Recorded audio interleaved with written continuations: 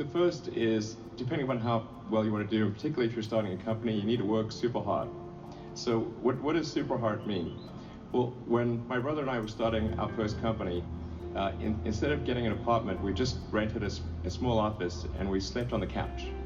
And we showered at the YMCA, and we had just one computer. So the website was up during the day, and I was coding at night. 7 days a week, all the time.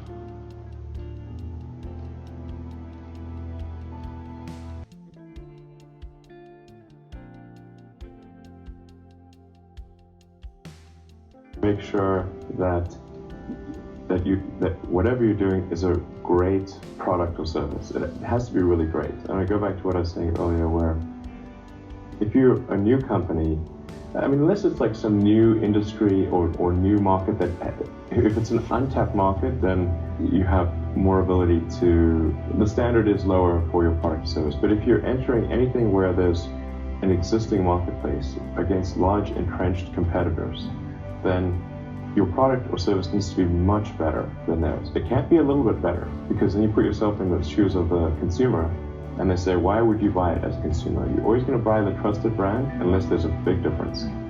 So a lot of times entrepreneur will come up with something which is only slightly better.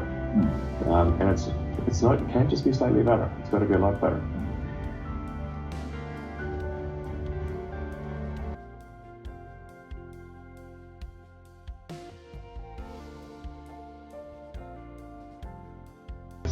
That if you're creating a company or if you're joining a company, the most important thing is to attract great people. So either join a group that's amazing, that you really respect, or if you're building a company, you've got to gather great people. I mean, all a company is a group of people that have gathered together to create a product or service. And so depending upon how talented and hardworking that group is, and the degree to which they are focused cohesively in a good direction, that will determine the success of the company. So do everything you can to gather great people if you're creating a company.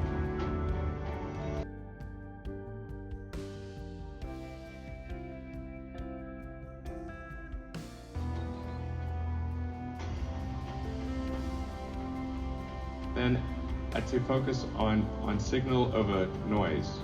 A lot of companies get confused. They spend money on things that don't actually make the product better. So, for example, at Tesla, we've never spent any money on advertising. We put all of the money into R&D and manufacturing and design to try to make the car as good as possible. And I think that's the way to go. So for any given company, just keep thinking about, are these efforts that people are expending, are they resulting in a better product or service? And if they're not, stop those efforts.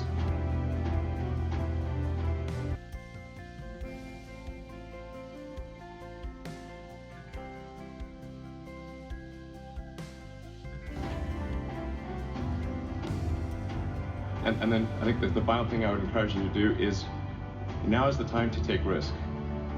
You don't have, you don't have kids, but as you get older, your obligations increase. And once you have a family, you start taking risks not just for yourself, but for your family as well. It gets much harder to do things that might not work out. So now is the time to do that before you have those obligations. So I would encourage you to take risks now. Do something bold. You won't regret it.